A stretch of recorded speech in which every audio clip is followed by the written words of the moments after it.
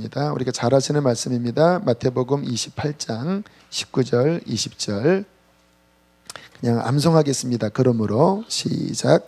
그러므로 너희는 가서 모든 민족을 제자로 삼아 아버지와 아들과 성령의 이름으로 세례를 베풀고 내가 너희에게 분부한 모든 것을 가르쳐 지키게 하라. 볼지어다 내가 세상 끝날까지 너희와 항상 함께 있으리라 하시니라. 아멘. 할렐루야. 네, 이 시간 선교사님 모시겠습니다. 계속 광고를 했기 때문에 자세한 내용은 하지 않고요. 우리 임동수 목사님, 파라과이 선교사님이신데요. 자세한 그 선교에 대한 간증과 또 말씀을 전해 주시겠습니다. 나오실 때 힘찬 박수로 모시겠습니다.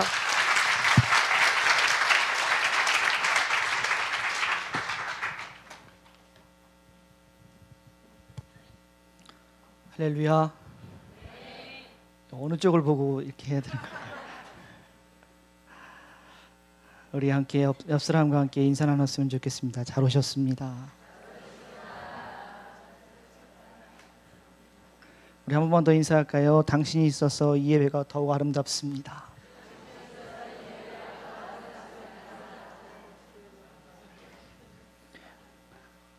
항상 보면 이 인사, 당신이 있어서 이 예배가 더욱 아름답습니다 라고 인사하기 전의 얼굴과 후의 얼굴이 항상 달라요. 정말 아름다우십니다. 해마다 한국에 나오면 선교 보고를 하는데 오늘 제가 참 특별한 경험을 했습니다. 일단 굉장히 간절함을 느낍니다. 모르겠어요. 하나님께서 오늘 저 여러분을 통해서 어떤 말씀이 선포되어지도록 인도하실지 모르겠지만 제가 느껴지는 가장 큰 감정은 간절함입니다.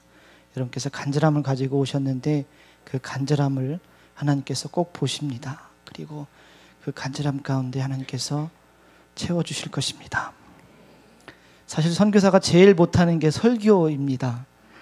그래서 제가 여러분 앞에 무슨 설교를 하는 것은 아니고요. 그냥 제가 어떤 사역을 하고 있고 하나님께서 그 땅 가운데 어떻게 역사하시는지를 잠깐 소개하도록 하겠습니다.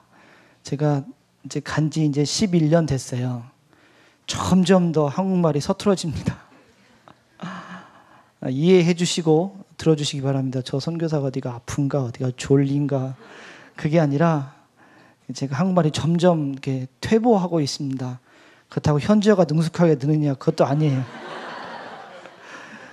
현지어는 어느 순간에 딱 멈춰버리고 한국어는 점점 퇴보하고 아주 이상한 구조가 되어 있습니다. 말보다 우리 영상을 프레젠테이션을 보면서 하도록 하겠습니다. 저 보시지 마시고요. 앞에 여러분 앞에 있는 화면 잘 보이시죠? 네, 그거 보시면 이해하시기 편하실 것입니다. 저는 남미 파라과이라고 하는 땅에서 현재 11년째 사역하고 있는 임동수 선교사입니다. 앞에 뭐가 보이나요? 폭포입니다. 저것은 세계 3대 폭포 중에 하나인 이과수 폭포가 저희 집 근처에 있습니다. 그래서 남들은 평생에 한번 가볼까 말까 한 것을 저는 산책을 다닙니다. 저게 그림으로 보면 별거 아닌 것처럼 보이지만 실제로 가면 어마어마합니다. 너무너무 커요. 그래서 제가 특별히 사역을 하면서 힘들고 어려울 때, 고민 있고 갈등이 있을 때 저 폭포 앞에 서면 주님께서 늘 하시는 말씀이 있어요. 어떠냐? 크지? 라고 물어보십니다. 그러면 주님 큽니다. 네 가지고 있는 걱정, 근심, 걱정 어떠냐 했어요. 주님 너무 작네요. 던져버리고 새롭게 마치 세례받는 것처럼 새로움을 느끼고 오는 그런 것 가운데 하나입니다. 파라과이는 지구 반대편에 있는 대한민국에서 갈 수 있는 가장 먼 나라입니다. 비행기 안에서만 꼬박 26시간에서 28시간을 앉아있으면 도착하는 그런 지구 반대편에 있는 내륙 국가입니다. 인구는 한 650만 정도가 되고 국토 면적은 남한의 4배 정도가 되는 그런 나라입니다. 여기에서 제가 하고 있는 주사역은 원주민 목회, 담임 목회를 하고 있습니다. 주일학교 아이들 모습이네요. 네, 주일학교 아이들이 이제 이제 주일학교 특별히 그 나라가 100여 년 전 전쟁을 통해서 성인 남자의 90%, 전 국민의 60%가 죽었습니다. 그래서 인구가 굉장히 적은 나라이기 때문에 아이들을 많이 낳습니다. 7명에서 8명이 기본이고요. 제일 많은 집은 16명도 있습니다. 그러니까 보통 이제 한 집이 전도되면 기본 10명은 옵니다. 한 집이. 보이는 요 아이들이 한 반입니다. 예, 전체가 아니라 한 반이 저렇게 되어 있습니다. 예, 요게 이제 요것도 한 반인데 제가 이 사진을 참 좋아하는데 왜냐하면 저 사진 속에 제 아들이 들어있기 때문에 그렇습니다. 아들이 있습니다. 보이세요? 여러분 보시기 왼쪽에 파란 옷 입고 손 들고 서 있는 아이가 제 아들입니다. 비슷하게 생겼죠, 그죠? 예, 비슷하게 생겼습니다. 아이가 그 조금 한할 때, 아기였을 때 이렇게 데리고 들어갔는데 지금 6학년이 되었습니다. 선교사역 특별히 아까 사진에도 봤던 예멘 같은 지역들 또는 다른 이슬람권 또는 불교권에서 사역하시는 선교사님들에 비하면 전 너무 편한 곳에서 있습니다. 너무 감사하죠. 하나님 보시기에 저 같은 사람은 겁이 많고 두려움이 많아서 힘들고 어려운 곳은 못 보내고 아주 편안하게 사역할 수 있는 그런 곳에 보내주셨는데, 그래서 그럼에도 불구하고 가끔씩 저희가 선교 사역하면서 힘들 때가 있는데 그때가 언제냐면 아이들이 이제 문제가 있을 때 굉장히 어렵습니다. 특별히 저희가 더운 지역입니다. 겨울이 돼도 영하가 떨어지지 않고 낮에는 굉장히 더운 지역, 열대 지역인데 그곳에 이제 벌레들이 굉장히 많습니다. 벌레들이 특별히 이제 사람 몸에다가 알을 낳는 벌레들이 굉장히 많아요. 근데 여러분 손을 보시면 이렇게 손톱 옆에 이렇게 부들부들한 부분이 있잖아요, 그죠? 손톱과 살이 만나는 이 부분에다가 이제 알을 많이 낳습니다. 그러면 이제 방법은 그 바늘로 파내는 겁니다. 왜냐하면 이게 이제 알에서 부화하면 까맣게 이제 부화해서 일어나가지고 이제 그 혈관을 타고 움직입니다. 그래서 제일 좋은 방법은 애가 자고 있을 때, 낮에는 못 하잖아요. 그러니까 애가 자고 있을 때 엄마나 아빠나 한 사람이 누르고 한 사람이 이렇게 대바늘로 파내는 겁니다. 이게 이제 하도 많이 하니까 이제 애가 나중에는 이제 지금도 그래요. 잘 때 다리나 손 잡으면 되게 싫어합니다. 그거 파내는 줄 알고. 그럴 때마다 조금씩 이제 마음이 좀 아플 때가 있습니다. 하나님께서 그럴 때마다 위로하시고 그래서 잘 키워주셔서 지금까지 잘 지내고 있습니다. 세례식 하는 장면인데요. 남미는 다 침례를 합니다. 세례 교육을 할 때 세례 대상자들을 1년 동안 매주마다 1시간씩 교육을 합니다. 시험 보고 교육을 합니다. 그리고 1년이 딱 지나면 마지막에 이제 최종 면접을 저랑 합니다. 이제 최종 면접이 한 명씩 들어와요. 방에 들어와서 많이 물어보지도 않고 딱 한마디만 물어봅니다. 눈을 똑바로 쳐다보고 당신은 예수 그리스도와 함께 죽을 수 있습니까? 누가 아멘하셨어요? 네, 저렇게 아멘하고 바로 나오면 그 사람은 세례를 받습니다. 근데 눈동자가 흔들린다거나 아멘 소리가 늦으면 죄송합니다. 내년에 하도록 하겠습니다. 1년 미뤄버려요. 정말 그런 사람들만 세례를 받게 되고요. 그리고 그 사람들이 교회의 큰 기둥으로 성장해 나가는 것을 볼 수가 있습니다. 그리고 세워진 지교회들을 위해 다니면서 설교하는 장면이네요. 두 번째는 전도 집회 장면입니다.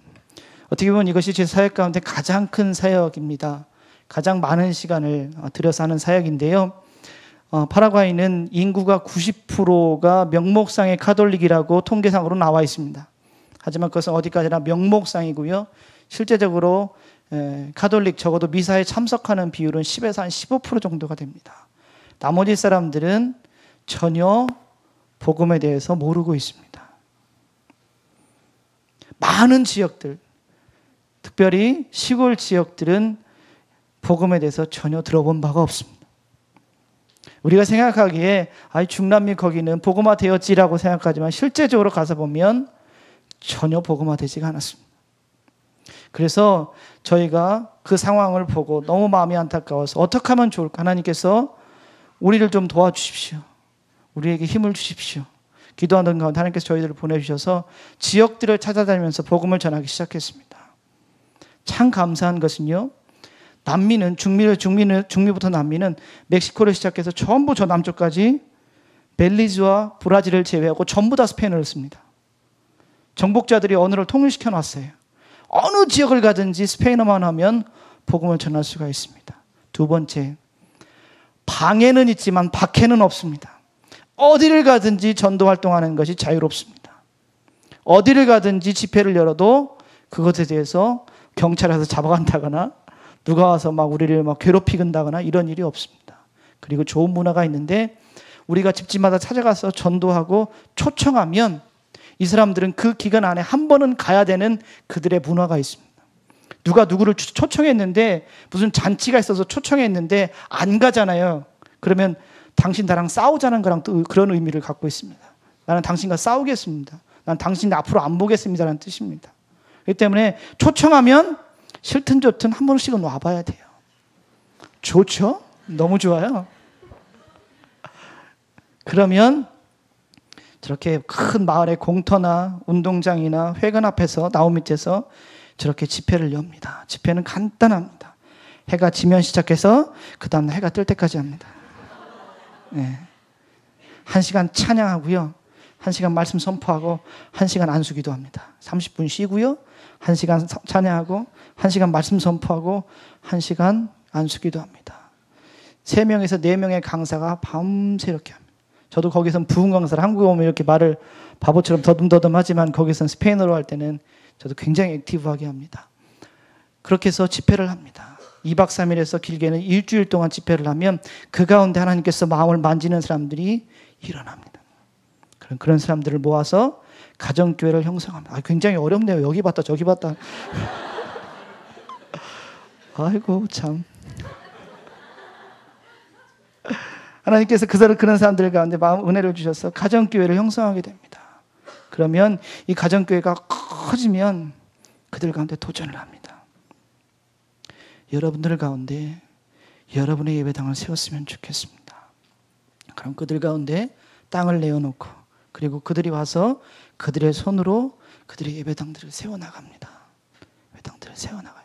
보통 여기 많은 사이즈 이렇게 금방 만들어요. 저희가 하도 이제 경험이 많아가지고. 그러면 너무 가난한 사람들이기 때문에 남미에서 볼리비아와 함께 가장 가난한 나라입니다. 이게 자재 같은 걸 어떻게 할 수가 없잖아요. 이제 그런 부분들은 하나님께서 또 시마다 때마다 보내주셔서 아주 희한하게 연결해 주셔서 어느 교회나 어느 분이 또 그 건축을 위해서 후원해 주셔서 예배당들 세워나갑니다. 아주 간단하게 벽 세우고 지붕 덮고 바닥하고 나머지는 본인들이 이제 헌금해서. 그러면 식민지를 300년 이상 했기 때문에 굉장히 타성에 젖어 있는 민족이지만 그들 스스로 우리들의 땅에 우리들의 손으로 우리들이 세워나간 우리들의 예배당 그러면 그 교회가 금방 성장합니다. 그리고 가장 중요한 것은 저곳에 예배당을 세우는 것이 중요한 것, 더 중요한 것은 당신들이 알고 있는 일가 친척 친구들이 살고 있는 더 깊은 지역에 들어가십시오.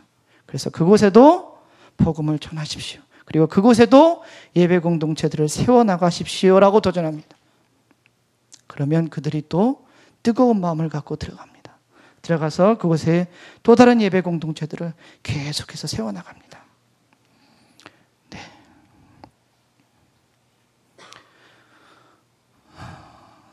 네, 저렇게 이제 예배 공동체들이 저기 망고나무 밑에서 이렇게 예배 드려요. 예배 드리다가 이제 예배당들을 세워 나가는데 되게 간단하죠, 그죠? 보시기에도 간단해 보이잖아요. 집들이 나무면 교회도 나무로 짓습니다. 집들이 벽돌이면 교회도 벽돌로 짓습니다. 여러분 남미를 다녀보시면 유럽을 가보신 분들은 아실 거예요. 굉장히 화려한 성당들이 있죠. 아주 크고 멋지고 화려한 성당들이 남미에도 어마어마하게 많습니다. 그런데 참 안타까운 것은 그곳에 들어가서 단 한 번도 성령의 임재를 체험해 본 적이 없습니다. 그냥 차가운 건물이에요. 잘 차려진 관광지일 뿐입니다. 하지만 저곳은 보시기에 허름하고 별거 아닌 것처럼 보이지만 성령의 뜨거운 임재가 있습니다. 언제든지 사람들이 와서 기도하고 찬양하고 하나님의 말씀을 나누는 귀한 곳입니다. 저렇게 예배당들을 세워나가는데요. 저희 빨간 옷 입고 있는 것이 저희 아들입니다. 예. 하나님께서 한국에서는 저는 그런 걸 한 번도 해본 적이 없는데 저곳에서 예배당들을 계속 세워나가다 보니까 저에게 없는 재주가 저도 발견을 했어요. 그게 뭐냐면 저는 목수 일을 많이 합니다. 그래서 나무로 할 수 있는 모든 부분들은 제가 다 합니다. 그래서 정글에서 나무를 잘라다가 그걸 싣고 와서 제재소서 켠 다음에 그걸 아주 잘 말려서 제가 갖고 있는 목공수에서 제가 갖고 있는 목공수예요. 목공수에서 그걸 다 자르고 그다 다 대패질하고 그다음에 다 사포질해서 정확하게 규격대로 자른 다음에 그것을 아까처럼 전 장면처럼 볼트 너트를 다 끼운 다음에 번호를 다 매긴 다음에 다시 풀러서 차에다 다 싣고 가서 현지에서 다시 재조립을 합니다. 이렇게 계속해서 예배당들을 세워 나가고 있어요. 그래서 그때 이제 다 세우고 나서 이제 봉헌 예배할 때 이제 테이프를 풀고 들어가는 장면입니다. 잠깐 보여드릴게요. 제가 사진이 있는데 저런 식으로 예배당들이 세워지고 만들어지고 있다. 아, 저런 모양이구나. 아, 이런 교회 같은 경우는 봉헌 예배 때 이미 교회가 꽉 찬 데입니다. 밖에도 사람들이 서 있을 만큼. 그럼 저런 데는 이제 봉헌 예배 설교가 간단하죠. 자, 예배당이 꽉 찼습니다. 우리 옆에다 더 크게 지으십시다. 뭐 이렇게 설교가 간단해져요. 저렇게 되면. 네.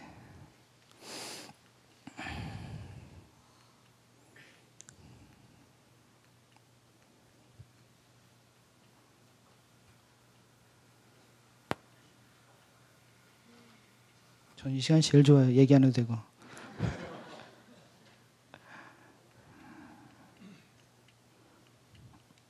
여기 저희 집사람입니다. 네. 못 보셨어요? 여기 있어요. 여기. 저기 문 옆에 서 있는 사람. 네.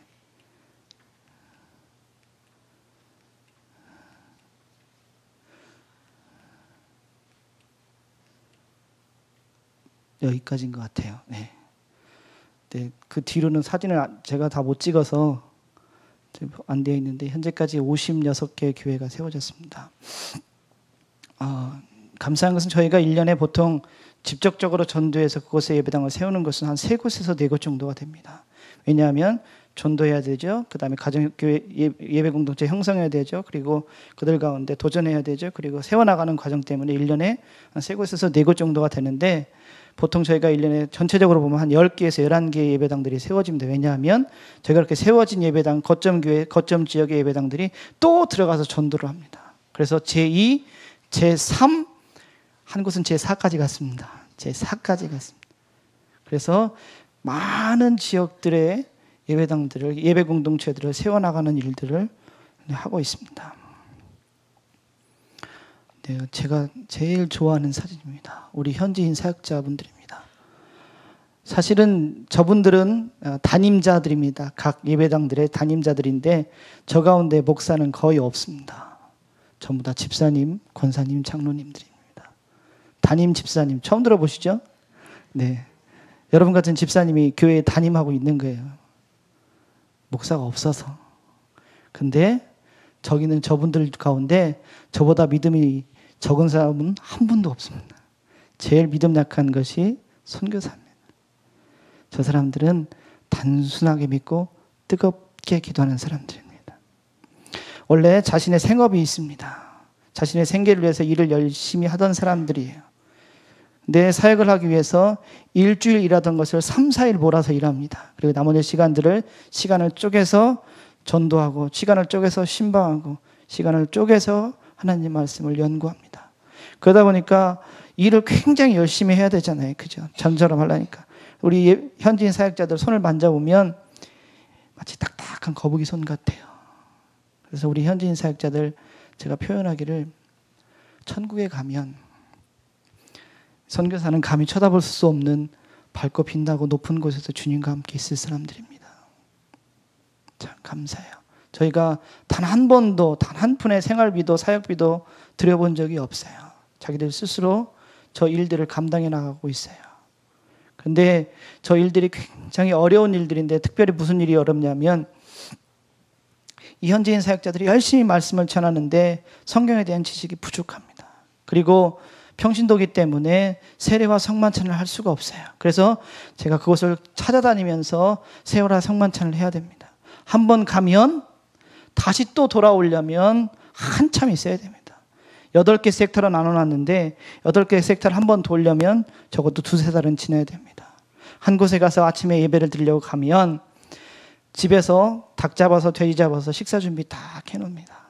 제가 토종닭을 좋아하는 걸 알고선 닭을 잡아서 딱 해놔요. 그럼 먹고 있으면 옆집에서 찾아옵니다.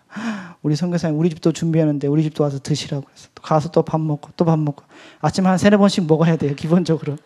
예배 끝나고 나면 그 마음의 은혜가 감사. 주님께 뭘 드리고 싶은데 헌금할 돈은 없으니까 집에서 딴 옥수수 한 푸대, 바나나 한 덩어리, 뭐 땅콩 한 푸대, 살아있는 닭 다리 묶어가지고 차에다 막 실어줍니다.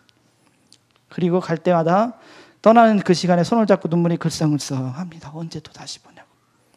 이 모습을 보면서 우리 현지인 사역자들을 교육해야겠다라는 마음을 품게 되었습니다. 그래서 이 뒤에 나오지만 우리 현지인 사역자 교육을 위한 선교센터를 시작하게 되었습니다.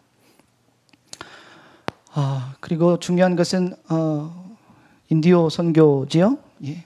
파라과이는 21개의 인디오 종족이 있습니다. 저는 그 중에서 2개 종족인 아바과라니족과 아체과라니족을 섬기고 있습니다. 영화 미션에 나오는 그 과라니족이 저들의 조상입니다. 저곳은 백인이 들어갈 수 없는 곳입니다. 인디오 보호구역인데 북미는 인디언이라고 그러고요. 남미는 인디오라고 부릅니다. 보호구역에 백인들은 들어갈 수도 없고 들어가도 저들이 백인들을 만나주지 않습니다. 자신들의 조상을 죽인 몬스터이잖아요. 근데 저는 어떻습니까? 인디오처럼 생겼잖아요. 그죠? 키 작고 눈치 자지고 딱 인디오처럼 생겼잖아요. 저 아이들의 엉덩이 보면 몽고반 점이 있습니다. 지구 반대편이지만. 각 교회들을 다니면서 각 지역들을 다니면서 그곳에 복음을 전하고 그들의 마음의 문을 열기 위한 복음의 접촉점들이 있습니다. 그들이 마음의 문을 여는 것들이 있는데 굉장히 다양합니다. 감사한 것은 제가 가지고 있는 부족한 부분, 연약한 부분을 통해서 그들이 저를 불쌍히 여기고 마음의 문을 여는데 저것은 특히 이 생긴 모습 갖고 마음의 문을 열었습니다. 생긴 것 같고. 그랬어요. 니네 할아버지랑 우리 할아버지랑 같은 사람이다고 그러고 들어갔어요. 무식하죠. 무식했는데 저 사람들은 그 무식한 말을 믿어주고 받아들였습니다. 사실 아메리카권에서 동양인 남자 선교사가 갖고 있는 위치는 굉장히 낮습니다. 백인 사회 알잖아요. 백인 사회에서 동양인이 가지고 있는 위치는 굉장히 낮아요. 그런데 저곳에서는 그보다 좋은 게 없어요. 백인들은 못 들어가는 지역, 저희는 들어갈 수가 있습니다. 들어갔어요. 자, 저곳은 추장이 있습니다. 3,400명이 살고 있는 공동체인데 추장이 있는데 추장말이 곧 법이에요. 거기는 공권력이 미치지 못하는 곳인데 추장이 아무런 예배에 허락을 하지 않는 겁니다. 저희는 다른 지역, 현지인, 그러니까 파라과이 사람들이 살고 있는 지역은 어디든지 들어가서 바로 복음을 전할 수 있고 바로 집회를 할 수 있는데 저곳은 그런 상황이 되지가 못했습니다. 어떻게 하면 될까? 들어는 왔는데, 들어는 갔는데 복음을 전할 수 있는 기회가 없는 거예요. 저들의 마음의 문을 열 수 있는, 특별히 추장의 마음의 문을 열 수 있는 게 뭘까 생각하는 가운데 뭘 보여주셨냐면 저것은 의사가 없고 약도 없어요. 이게 상처가 나면 그냥 내버려 둡니다. 그래서 이게 골마가지고 이렇게 부어요. 이렇게. 머리가 하나도 온전한 아이가 한 명도 없습니다. 그 한국말로 뭐라 그러죠? 그 땜빵이라고 하나요? 머리가 다 골마가지고 그렇게 돼 있어요. 그래서 저거다. 그래서 제가 지금 돌팔이 짓을 한 겁니다. 가서 고름 다 짜내고 고름 닦아내고 약 바르고 한국에서는 아마 안 쓸 겁니다. 아목시실린 500mg 반알을 딱 먹입니다. 조그마한 거. 그러면 그 다음 주에 가면 씻은 듯이 나 있어요. 평생 약을 안 써봤으니까 항생제에 대한 내성이 없어서 싹 나와 있습니다. 그러면 그 다음 주에 가면 소문이 나가지고 다 몰려옵니다. 다 몰려요. 그러면 앉아서 5시간씩 한마디의 복음도 전하지 못하고 선교사가 5시간씩 매번 앉아서 고름만 짜냈습니다. 그거를 1년을 했어요. 1년을 하다 처음에는 기쁜 마음으로 했어요. 처음에 기쁜 마음으로 했는데 1년 지나니까 하기 싫더라고요. 짜증이 막 났습니다. 반응이 없으니까. 저 사람들은 좋은지 싫은지 기쁜지 슬픈지 반응이 없어요. 하나님께 기도하면서 하나님 이거 더 해야 됩니까? 반응이 전혀 없는데 더 해야 됩니까? 지금 제가 여러 곳에 지금 프로젝트가 진행되고 있고, 만약에 이곳에서 쏟아부은 시간과 정성을 다른 데서 쏟아붓으면 지금 얼마나 많은 곳에 예배당이 세워지고 얼마나 많은 사람들이 구원을 받고 얼마나 많은 사람들이 복음을 들었을 텐데, 지금 이곳에다가 지금 그 시간을 쏟아붓고 있는데 이거 해야 됩니까? 라고 하는 그 기도가 나오는 그 주간에 마지못해 갔는데, 약 다 챙겨 들고 갔는데 추장이 찾아왔어요. 그리고 이야기를 했습니다. 우리가 지난주에 부족회를 했다. 원로회를 했는데, 원로회의 내용 결과에 의하면 우리가 당신을 1년 동안 지켜봤는데 당신은 우리에게 필요한 사람인 것 같다.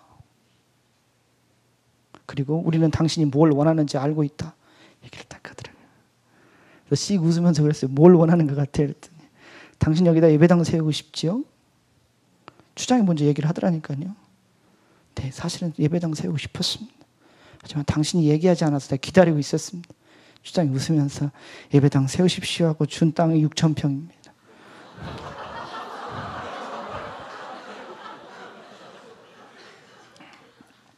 저 사진에 저 있습니다. 찾아보세요.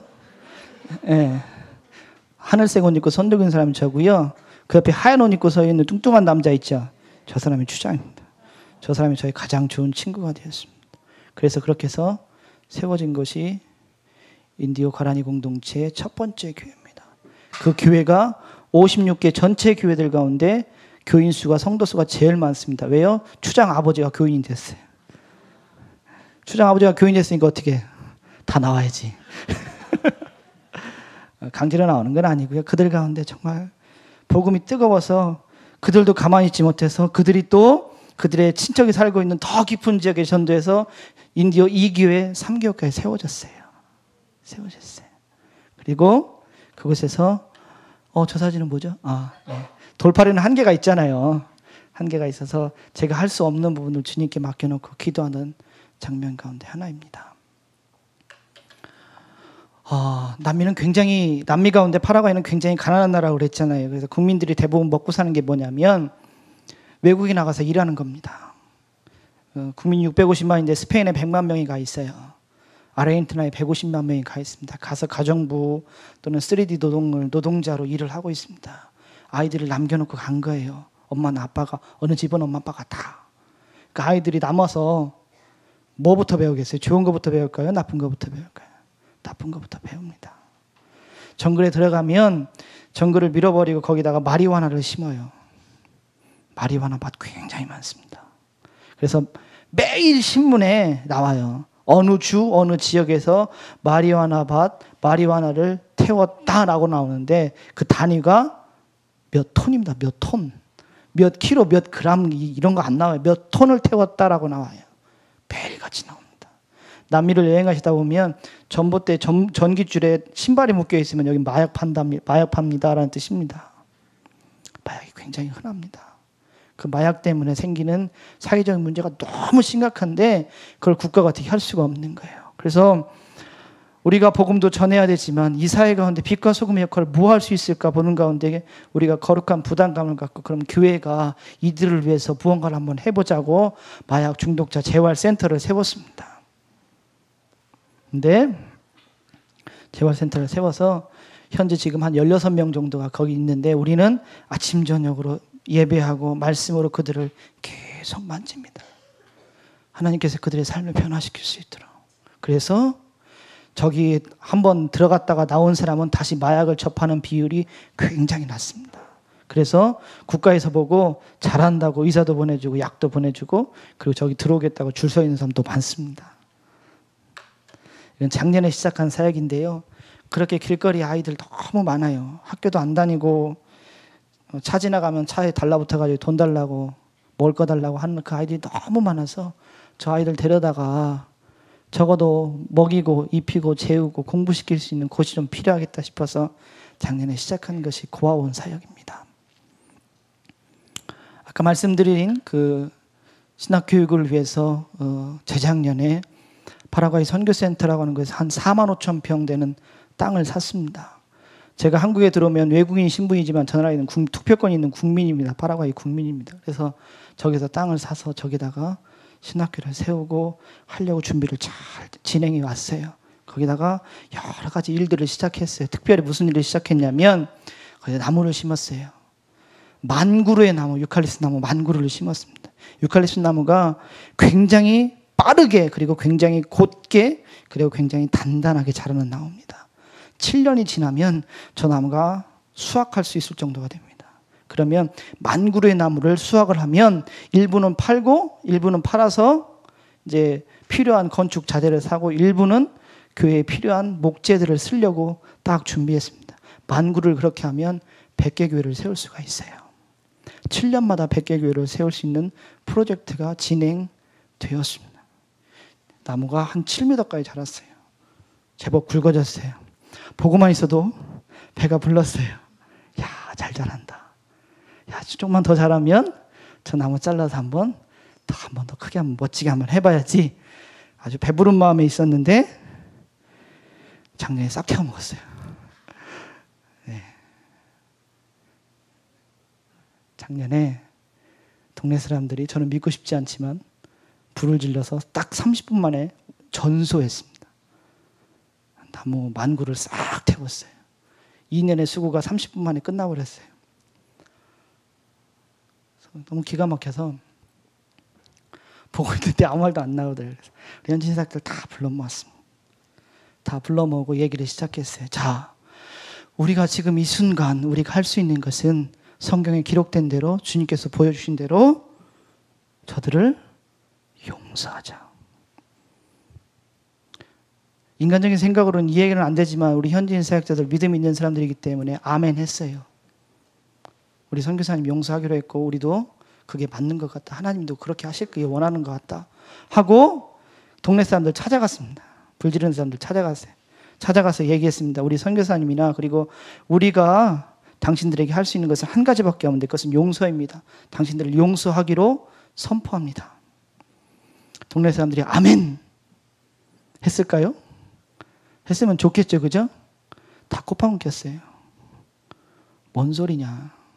우리의 경험과 우리의 상식에 의하면 그리고 이런 상황이 되면 경찰 불러다가 우리들 싹 다 잡아서 감옥에 집어넣고 우리들 거 싹 다 뺏어서 손해배상하는 것이 당연한 것이고 지금 선교사가 하는 이야기는 우리가 마치 그 선교사의 말을 믿고 용서했다라고 착각을 하고 우리가 마음 풀어져 있으면 우리를 잡아가기 위한 기만전술이다. 그러니 선교사가 우리를 잡아가기 전에 경찰보다 잡아가기 전에 우리가 먼저 손 쓰면 되지 않겠느냐. 저 선교사만 없으면 문제 해결되는 거 아니냐. 친구들 다 불러 모아서 자기가 갖고 있는 총들 들고 와서 선교사 죽이러 가자는 겁니다. 졸지에 총 맞아 죽게 생겼어요. 물론 교회를 세우기 위해서 집회를 다니다 보면 동네에 들어가잖아요. 시골 같은 데 들어가면 이 사람들은 태어나서 평생 동양 사람 처음 보는 겁니다. 애들은 와서 만져봐요. 이게 같은 사람인가 하고. 근데 동네 꼭 좀 껄렁껄렁한 아저씨들이 있잖아요. 그죠? 그 사람들은 총 들고 와서 동양 사람 왔다고 총부터 들이대요. 돈 내놓으라고. 그런 경우도 가끔은 있었지만 이건 아주 노골적으로 죽이겠다고 오는 거 아닙니까? 우리 현지인 사역자들 얼굴이 하얗게 돼가지고 찾아왔어요. 선교사님 여기 있다 우리 총 맞아 죽겠습니다. 그 얘기를 하는 거예요. 너무 기가 막히잖아요. 그날 저녁에 기도회 시간에 저희 이렇게 강단이 이렇게 있어요. 강단이 있으면 이 강단 맨 앞자리 여기 가운데가 제 자리입니다. 항상 거기서 이제 기도를 하는데 평소 같으면 기도가 술술술술술 나와요. 막 기도거리가 워낙 많으니까 술술술술 나오는데 그날 한마디도 기도가 안 되는 겁니다. 너무 분하고 너무 억울하고 기도가 한마디도 안 돼요. 한 10분은 그렇게 앉아 있었어요. 씩씩거리면서. 근데 마치 하나님이 그때 지나가는 사람 이렇게 옷깃을 툭 건드리듯이 제 마음을 툭 건드리셨어요. 아, 주님이 이제 저한테 무슨 얘기를 하시려나 보다. 기대가 이만큼 됐습니다. 주님이 이 상황이면 나를 위로하시고 나에게 힘 주시겠지. 기대하고 있는데 주님이 한 말씀 하셨어요. 너 지금 뭐 하고 있니? 주님이 지금 제 상황을 모르고 있는 거예요. 제가 지금 어떤 상태인지 모르고 계시는 거예요. 그러니까 물어보는 거 아니에요. 너 지금 뭐하고 있니? 그래서 길거리에서 친구한테 두들겨 맞고 와서 엄마한테 이르는 7살 아이처럼, 7살짜리 애들처럼 하나님께 다 일렀어요. 막 상황을 막 다 일러버렸어요. 주님이 좀 이해 좀 하시고 위로 좀 주시라고. 막 다 일르고 났는데 주님이 또 한 말씀 뚝 하셨어요. 너 그거 왜 심었니? 너 그 나무 왜 심었냐 이겁니다. 또 기가 막혀서 또 얘기를 쫙 바라바라 얘기를 다 했어요. 주님이 다 듣고 계시다가 조용히 한 말씀 하셨어요. 너는 도둑질한 거야. 짜증이 확 났습니다. 목사가 그러면 안 되는데 하나님한테 화를 버럭 냈어요. 도둑질이라니요. 내가 주님의 일을 위해서 2년 동안 그것을 얼마나 애쓰고 공들였는데 도둑질이라니요. 그때 주님이 저에게 제 마음을 보여주셨어요. 제 마음을. 어떤 마음을 보여주셨냐면 제가 한국에 나오면 누구를 만나든지 어느 교회를 가든지 선교복을 할 때 항상 저곳에 예배 공동체 가운데 그들의 예배당을 세울 수 있는 것을 위해서 후원을 요청을 합니다. 지금도 11곳이 지금 예배 공동체가 완벽하게 세워져서 예배당 세우기 위해서 기다리고 있는 곳이 있고요. 지금 20여 곳이 예배 공동체로 지금 형성되어져 가고 있습니다. 지금도요. 그런데 그런 이야기를 할 때 하나님이 제 마음을 보여주셨어요. 제가 어떤 상태로 그들에게 이야기하는지, 한국에 있는 여러분들한테 어떻게 이야기하는지 하나님 보여주셔서 저는 몰랐는데 하나님 보여주시는 거예요. 그러면서 제가 그 이야기를 할 때마다 제 마음 가운데 굉장히 부끄러워하는 마음을 보여주셨어요. 마치 구걸하고 동냥하는 것처럼 이야기하는 제 상태를 보여주셨어요. 저는 몰랐는데. 그래서 제가 그게 싫어서 제가 제 스스로 한번 해결해 보려고 나무를 심은 걸 하나님 보여주신 거예요. 야, 내가 한국 나가서 그 얘기하면 진짜 비굴하게 얘기하는 것 같고 내가 뭐가 아쉬워서 내가 정말 내가 내 집 지키기 위해서 나 먹고 살기 위해서 그런 게 한 거라면 내가 그렇게 부끄러울 수 있겠지만 당당하게 하나님 거 하는데도 제 마음 가운데 그런 마음이 있다는 걸 하나님 보여주신 거예요. 그거 싫으니까 나무 심어서 내 혼자 스스로 해결해 보려는 마음이 그걸 하나님 보여주신 거예요. 그리고 하나님 한 말씀 하셨어요. 너는 내가 어느 사람에게 어느 교회에게 은혜를 부어주어서 그들 마음 가운데 은혜를 입어서 하나님 위해서 기쁨으로 헌신할 때 누리는 그 기쁨을 도둑질했다. 도둑질했다. 그 얘기를 딱 들으니까 다 해결됐어요. 제가 제 상태를 해결 본 거예요. 툴툴 털고 일어났어요. 기도 끝난 거 아닙니까? 받았으니까 기도 응답 받았어요. 하나님께 물었어요. 마지막 그럼 어떻게 하면 되겠습니까? 주님이 말씀하셨어요. 너 어떻게 했니? 저 용서하기로 했어요. 그래 그럼 그걸 보여줘. 자, 사람들은 총 들고 기다리고 있습니다. 저 선교사가 언제 우리를 잡으러 오나. 하루가 지나고 이틀이 지나고 일주일이 지나고 2주일이 지나고 한 달이 지나고 2달이 지나도 선교사가 진짜로 용서한 게 보여지는 거예요. 경찰도 안 오고 선교사는 정말 용서한다고 계속 얘기를 하고 있고 그러자 그들의 마음이 변화되기 시작했어요. 여러분 선교지에서요. 어느 곳에 전도 집회를 열거나 어느 곳에 예배 공동체를 세워나갈 때 어느 곳은 되게 수월한 곳이 있습니다. 아주 복음을 잘 받아들이는 지역이 있어요. 그런데 어느 지역은 유난스럽게 복음을 안 받아들이는 데가 있습니다. 마음이 강팍한 지역이 있어요. 안 받아들이는 지역이 있단 말입니다.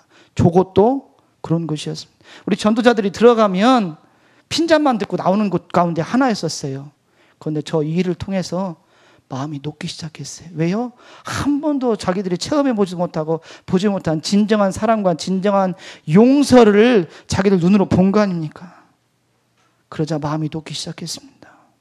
그리고 저곳에 전도가 되어지고 저곳에 예배당이 세워졌어요. 작년 말에. 여러분, 한 영혼 구원하기 위해서 나무 만구로 태우는 거 가치가 있을까요? 없을까요? 있습니다. 제가 2년에 한 번 정도 풍토병이나 일사병으로 쓰러져서 병원에 입원을 합니다. 의사가 제발 좀 그만 오라고 당신 한 번 더 오면 죽는다라고 얘기할 만큼 굉장히 싫어해요. 한 번은 풍토병이 너무 심하게 걸렸는데 약이 없어요. 살아나면 살아나고 죽으면 죽는 건데 그때 의사가 힘들다고 얘기했어요. 그게 1기, 3기가 있는데 3기가 제일 센 건데 제가 3기에 걸렸어요. 사람이 나올 수 있는 모든 구멍에서 피가 나는 거예요. 아무것도 먹지도 못하고. 내 몸에 관절이 이렇게 있구나라는 걸 느껴져요. 온몸 관절이 다 아파요. 영어 그 병의 영어 이름이 브레이크 본이에요. 뼈를 부러뜨린다는. 네. 1기에 걸렸던 선교사님 사모님이 오셔서 다른 교단 선교사님 사모님 오셔서 그런 얘기를 했어요. 내가 그 병에 걸렸었는데 내가 애를 3명 낳는데 3명 낳을 때 힘들고 아팠던 것보다 더 아팠는데 당신은 지금 얼마나 아플지 난 상상도 못하겠다고. 제가 기도를 무슨 기도를 했나? 주님 됐습니다. 이제 그만 데려가세요. 그 기도만 했어요. 병원에 누워가지고. 주님 이제 됐습니다. 그만 데려가세요. 동네 사람들이 나중에 알았는데 동네 사람들 그리고 우리 교인들이 모여서 그렇게 얘기했답니다. 저 선교사는 이제 죽을 거예요. 만약에 살아나도 저 선교사는 다시 돌아갈 거예요. 어떻게 이런 데서 살아? 라고 이야기를 했는데 웬걸이에요. 선교사가 벌떡 일어나가지고 다시 또 온 거예요. 황당하잖아요. 그죠? 그때부터 사람들 보는 태도가 달라진 겁니다. 선교사를 보는 태도가 달라지고 선교사가 하는 이야기에 귀를 기울이기 시작했습니다. 왜요? 영혼이 그만큼 귀하기 때문에 그렇습니다. 여러분 한 영혼 구하는 거 쉽게 생각하면 안 됩니다. 적어도 나무 10,000그루는 태워 먹어야 되고요. 적어도 총 맞아 죽을 정도의 그런 각오가 있어야 되고요. 적어도 내 몸이 찢어지는 경험을 해야 됩니다. 왜요? 주님이 그렇게 하셨기 때문에 그렇습니다. 여러분 예수님이 여러분을 구원하기 위해서 여러분을 구원하기 위해서 대충 어떤 요식행위를 한 게 아니에요. 십자가에서 진짜로 죽으셨다니까요. 왜요? 여러분 한 영혼 구원하려고. 그런데 우리는 어때요? 영혼 구원 되게 쉽게 생각해요. 가가지고 전도해서 몇 마디 해가지고 들으면 듣고 말면 말아라 이런 식이에요. 나는 할 만큼 했으니까 됐어요라고 그렇게 얘기를 해요. 제가 지난주가 아니죠. 이번 주에 화요일 날 울산에 갔습니다. 후배 목사님 만났어요. 그 목사님은 교회를 개척해서 목회를 하시는 분인데 그분은 낮에는 길거리에 나가서 복음을 전한대요. 사람들 붙잡아 놓고 지나가는 사람들 놓고 붙잡아 놓고 복음을 전한대요. 그러면요 그 가운데서 복음을 듣는 사람은 거의 없고요. 대부분 다 욕한대요. 욕하고 저주하고 무시하고 경멸하고 조롱한대요. 그 정도면 괜찮대요. 두들겨 팬대요. 물리적으로. 맨날 두들겨 맞는데요. 맨날. 그런데 그 목사님은 그것이 당연한 거로 믿어요. 왜요? 주님도 그렇게 하셨거든요. 주님은 더 하셨죠.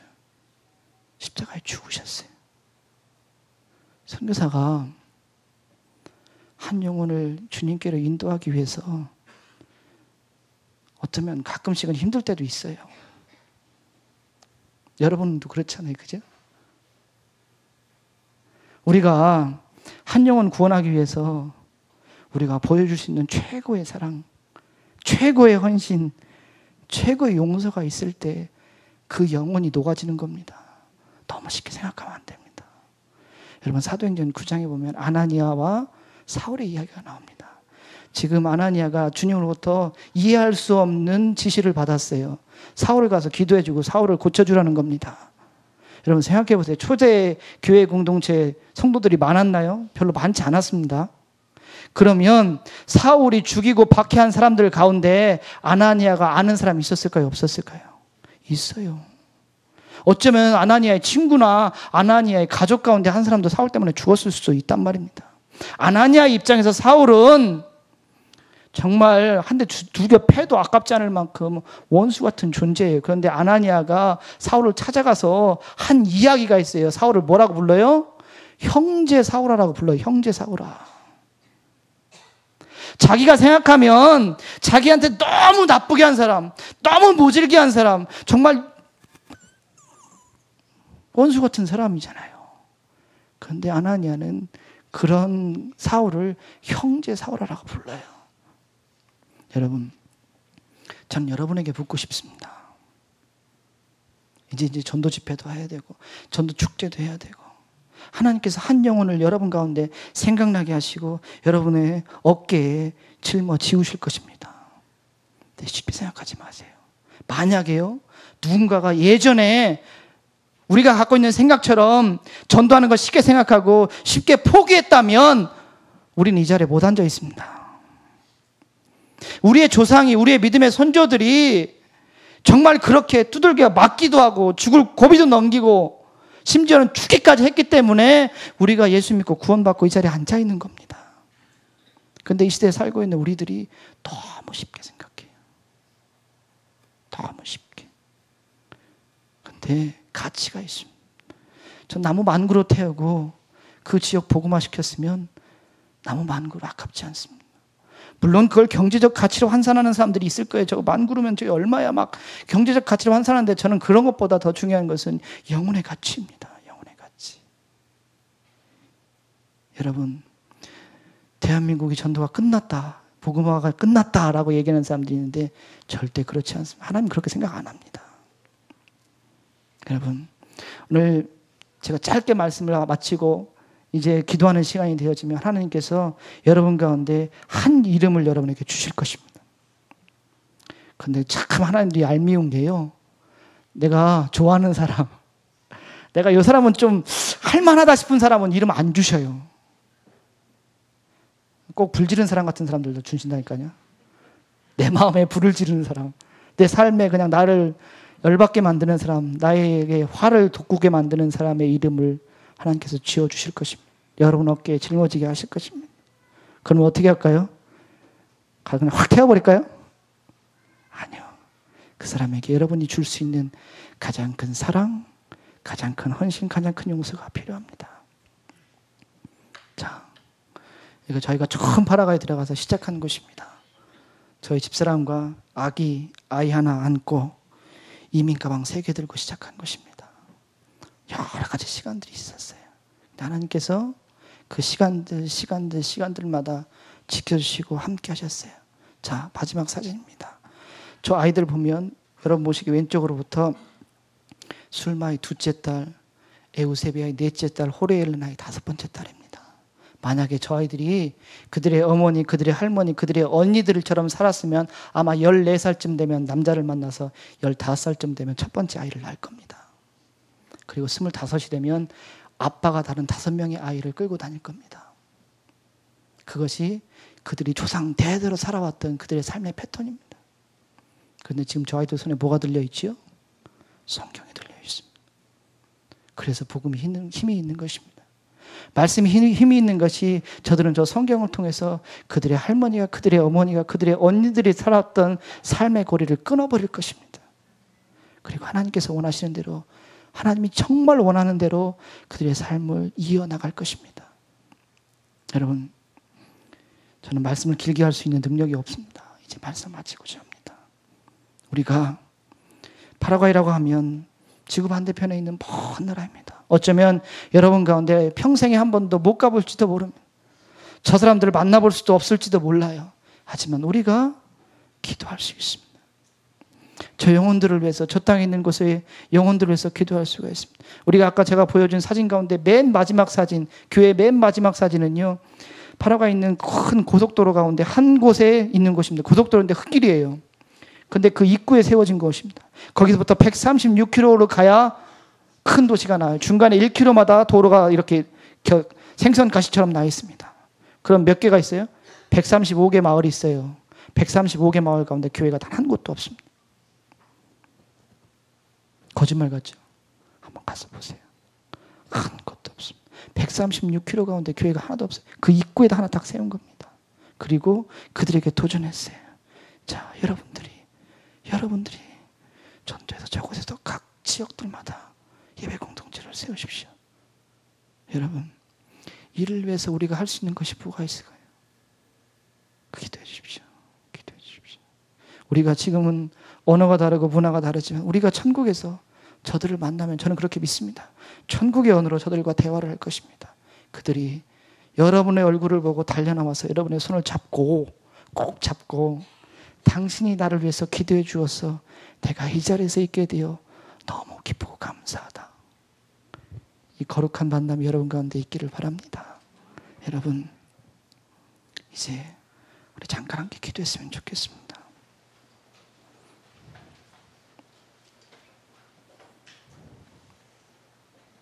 많은 분들이 아이고 선교사님 선교지에서 얼마나 힘드세요? 아니요, 힘들지 않습니다. 왜요? 너무 재밌어서 그래요. 저는 한국에 나와 있는 한 달이 너무 힘듭니다. 빨리 집에 가고 싶은 생각밖에 없습니다. 제가 보기에는 파라과이가 선교지가 아니라 대한민국이 선교지입니다. 적어도 거기는 복음 전한다고 두들겨 맞지는 않잖아요. 근데 여기는 어때요? 복음 전하면 두들겨 맞잖아요. 그죠? 그래서 복음 안 전합니다. 복음 안 전하는 것이 문화가 되어버렸고 복음 안 전하는 것이 당연한 것이 되어버렸습니다. 그럼 하나님도 어떻게 생각할까요? 그래? 그럼 나도 뭐 여기서 이제 손 떼야지 뭐. 두렵지 않으세요? 하나님께서 언제까지 우리 대한민국을 그냥 용납하시고 봐주실까요? 복음 안 전하는 것이 두들겨 맞을까봐, 욕먹을까봐, 무시당하고 경멸당할까봐 에휴 이 말하면 됐지라고 생각하는 것이 당연한 문화가 되는 순간 하나님도 당연하게 우리를 도우시는 손길들을 살그마니 놓으실 것입니다. 여러분, 이 시간 잠깐 눈 감고 기도했으면 좋겠습니다. 하나님 보여주세요. 하나님 보여주세요. 하나님께서 나에게 주신 한 이름, 한 영혼을 보여주세요. 때로는 나의 삶을 힘들게 하고 어렵게 하는 그 사람, 우리가 지금 멋지게 차려입고 환한 얼굴로, 기쁜 얼굴로, 평안한 얼굴로 앉아있지만 사실은 지난밤 나를 잠 못 이루게 만들었던, 나를 그렇게 힘들게 하는 그 한 사람, 그 한 사람을 보여주세요. 하나님께서 주신 거룩한 십자가의 힘을 믿습니다. 내가 그 영혼을 위해 기도하고 헌신하고 사랑하고 용서하여서 주님 앞으로 데리고 나올 그 한 영혼을 보여주옵소서. 그리고 내가 그 영혼을 위해서 기도하기를 원합니다. 사랑이 안 되지만 주님의 이름으로 사랑하기를 원합니다. 용서가 안 되지만 주님의 이름으로 용서하기를 원합니다. 헌신하고 싶지 않지만 주님의 이름으로 섬기고 싶습니다. 그 한 영혼 보여주옵소서. 그래서 내가 그 영혼을 위해서 주님 앞에 헌신하여 그 영혼 데려나올 수 있도록, 단순히 교회의 부흥과 교회의 성장을 위해서가 아니라 정말 주님께서 나를 위해서 죽으셨고 피 흘리신, 나를 위해서 온몸을 찢어주신 그 사랑을 내가 도무지 가만히 앉아서는 견딜 수가 없어서 1000분의 1, 10,000분의 1이라도 갚고 싶은 마음에 내가 그 영혼을 사랑하고 섬기겠습니다. 주님 보여주옵소서. 우리 시간 함께 주님께 조용히 묵상하며 기도하도록 하겠습니다. 주님 보여주옵소서. 주님 보여주옵소서. 주님 함께 해주옵소서. 함께 해주옵소서. 그렇습니다. 주님 함께 해주옵소서. 그렇습니다. 주님 그렇습니다. 주님 할렐루야. 하나님 그렇습니다. 주님. 우리 시간 한 번만 더 기도하겠습니다. 우리가 우리 자신에 대해서 너무 잘 알고 있습니다. 우리가 얼마나 연약한 존재인지에 대해서도 너무 잘 알고 있습니다. 이 시간 간절하게 부르짖어 기도하기를 원합니다. 여러분, 시간 간절하게 기도하기를 원합니다. 옆 사람의 소리로 인해서 내 소리가 들리지 않고 내가 내 목소리가 들릴 수 있을 정도로 크게 소리내서 외쳐서 주님께 기도하십시오. 한 가지만 기도하십시오. 주님, 능력 부어주옵소서. 성령 부어주옵소서. 내가 그 사람을 사랑하고 그 사람을 용서하고 그 사람에서 헌신하는 것이 내 힘으로 불가능한 것을 이 시간 선포합니다. 그러기에 주님의 능력이 필요하고 그러기에 주의 성령이 필요합니다. 이 시간 능력 부어주옵소서. 성령 부어주옵소서. 우리 함께 크게 우리 한 3분 정도 기도하도록. 할렐루야. 하나님 그렇습니다. 주님, 한 영혼을 저희들에게 맡겨주심을 감사합니다. 우리가 할 수 없지만, 우리 인간적인 모습으로, 우리 인간적인 능력으로 할 수 없지만 주님께서 이 시간 저희들에게 성령을 부어주신다, 주님의 능력을 부어주신다 약속하셨사오니 내가 그들을 섬기고 그들을 사랑하고 그들을 용서할 때 주님의 능력을 부어 주옵소서. 주의 성령님 함께하여 주옵소서. 아무것도 할 수 없음을 고백합니다. 오직 주님만이 하심을 고백합니다.